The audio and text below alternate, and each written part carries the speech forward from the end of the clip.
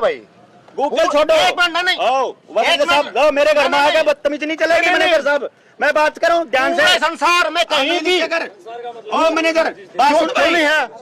Manager मेरी बात सुनो। गोल्ड स्टैंडर्ड है नहीं ओ भाई मेरी बात सुनो। ये देश मनमर्जी से चलेगा या फिर लॉ ऑफ द लैंड से चलेगा, पहले तो ये बताओ। और मैं जो बकाया होगा सारा रुपया देने को तैयार हूं। मैं आपका पैसा देने से मना नहीं कर रहा। मैं ना ही ये कह रहा कि मेरी नीयत नहीं है पैसा देने की।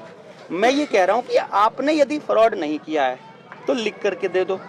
आपने किया है तो जो मेरी देनदारी निकलती है वो दे दो। मेरी देनदारी देखो, भूल चूक लेनी देनी होती है। मैंने आपको 20 लाख रुपए दिए, आपने मुझे 20 लाख रुपए के नोट जो दिए। मकान करिए, हाँ कोई बात नहीं, भारतीय करेंसी का 20 लाख रुपए मैंने आपको दिया नहीं दिया ना। और आपके 10 एकड़ जमीन को मैंने गहने रख रखे हैं बैंक ने। ठीक है बिल्कुल ठीक है। 10 एकड़ जमीन आपके यदि आपने मुझे 20 लाख रुपए दिया हो, आपने 20 लाख दिया ही नहीं ना, नहीं दे रखी ना। आपने मुझे बैंक नोट दिए और डिजिट दिए। भारतीय करेंसी कुछ और है और नोट कुछ और हैं।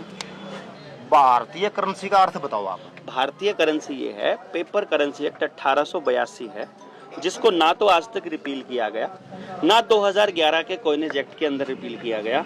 वो कह रही है हमारे भारत के आदमी की कमाई की वैल्यू, पेपर करेंसी एक्ट 1882, जिसके बदले में हमको पेपर करेंसी दी गई, यानी कागज के नोट दिए गए, तो वो रुपया हमारा वहां जमा होता है। उसके अनुसार भारत के 15 रुपए की वैल्यू एक मोहर है। यही भारत की करेंसी है। 15 रुपया बराबर एक मोहर, और एक मोहर में है 11.664 ग्राम शुद्ध सोना 24 कैरेट वाला। अब उस हिसाब से भारत के आदमी की कमाई की 1 रुपए की वैल्यू 777 मिलीग्राम गोल्ड बनती है। और आपने जो नोट मेरे को दे रखे हैं उसमें वो 777 मिलीग्राम गोल्ड 10,000 रुपए के बैंक नोट के बराबर है।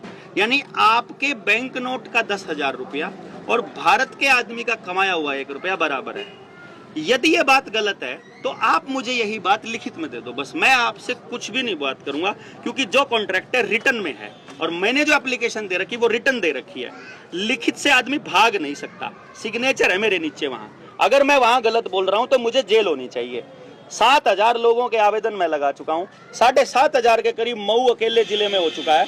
जब बैंक के पास, आरबीआई के पास कानून के मुताबिक इसका जवाब नहीं है तो आकर के रोज की रोज गुंडों की तरह मेरे घर पे कैसे आ जाते हो आप? कैसे मेरी जमीन को नीलाम कर लोगे कागज के नकली टुकड़ों के बदले में?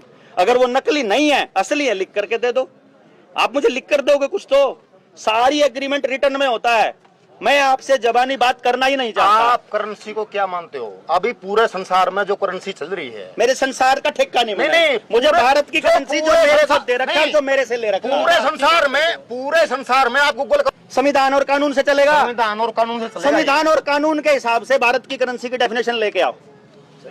और मैंने जो दे रखा है, मैंने जो करेंसी की डेफिनेशन दे रखी है अपनी एप्लीकेशन में दे रखी, अगर वो गलत है, किस कानून के तहत गलत है वो लेके आओ, वरना मेरे से जबानी बदतमीजी करने की जरूरत नहीं। आपने किस पंचायत में ये बात बोलने लग रहे हैं? अगर इनकी बात झूठी, मैं यहाँ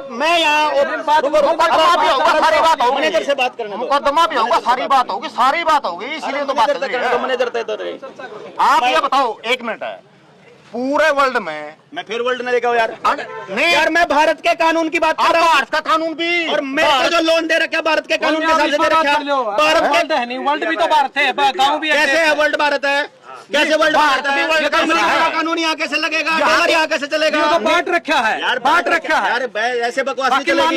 रिटर्न में चलो, मानवता पे चलो, तो मानवता में कर्जा अवैध होना चाहिए। अपने देश मानवता में कर्जा देना अवैध, मानवता के खिलाफ है कर्जा देना। ब्याज जो है हराम है। मानवता के लिए चलोगे तो, मानवता के हिसाब से चलोगे तो ब्याज हराम है।